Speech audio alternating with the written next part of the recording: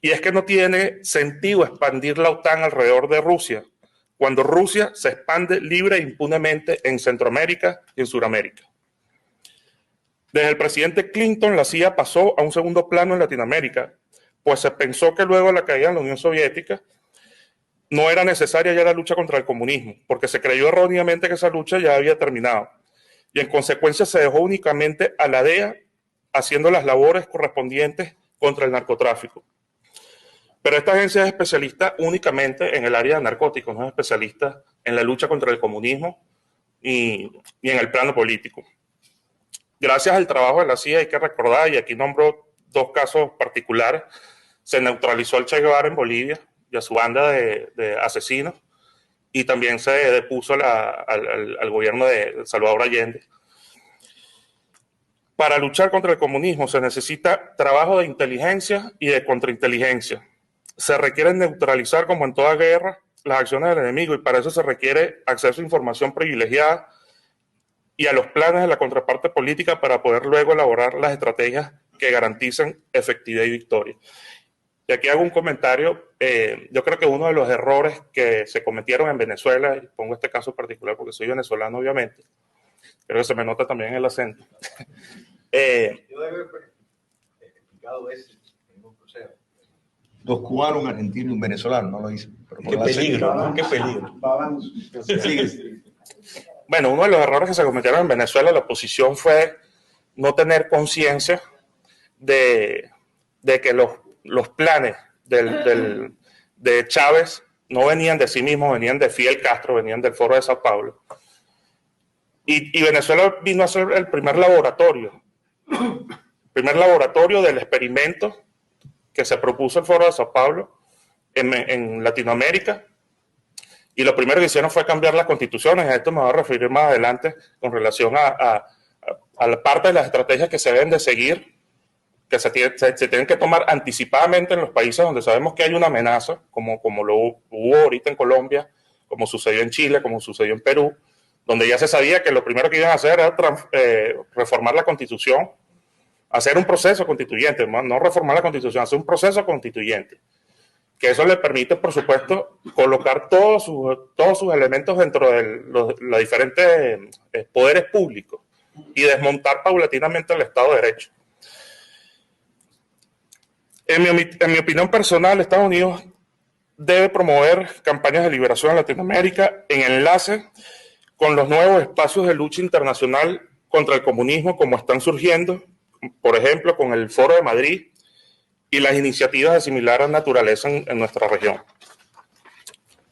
¿Deben las Fuerzas Armadas ejercer derecho de rebelión? Las Fuerzas Armadas deben siempre apegarse a la constitucionalidad, eso lo sabemos, es el deber ser. Permanecer con los rangos en los rangos de defensa de la nación y mantenerse apolítico. Eso sabemos que en nuestros países regidos por el comunismo no existe en lo absoluto. En Venezuela, por ejemplo, la Constitución de 1999 que aprobó el propio Chávez, en su artículo 328, que cito parcialmente, establece que la Fuerza Armada Nacional constituye una institución esencialmente profesional, sin militancia política, organizada por el Estado para garantizar la independencia y soberanía de la nación y asegurar la integridad del espacio geográfico mediante la defensa militar, la cooperación en el mantenimiento del orden interno y la participación activa en el desarrollo nacional. Bueno, todo, yo creo que habrá durado 10 días en Venezuela, luego que se montó Chávez en el poder, obviamente. Lo primero que hizo fue cederle soberanía al régimen de Cuba en Venezuela. Y también lo hizo con Rusia, también lo hizo con China y también lo hizo con los grupos subversivos. Pero ¿qué sucede cuando en un país una dictadura viola la Constitución entregando la soberanía a un aliado extranjero, sin consentimiento obviamente de su propio pueblo?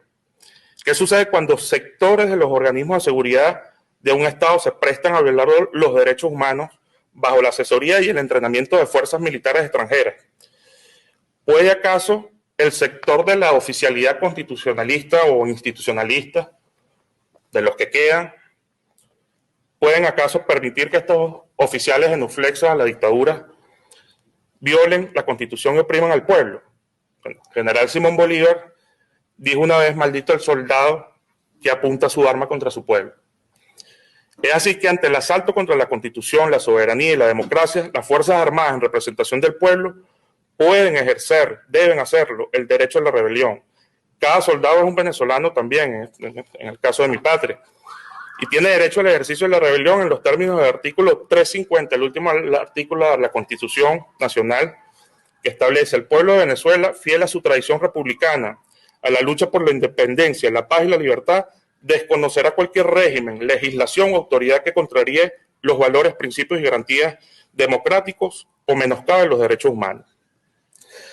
Ahora bien, participar, y no creo que contesté las 5 preguntas, estoy con 3, me quedé con 3. Esta es la tercera, la que considero más importante, por lo menos en el caso venezolano. ¿Sirve participar en votaciones dentro de la dictadura?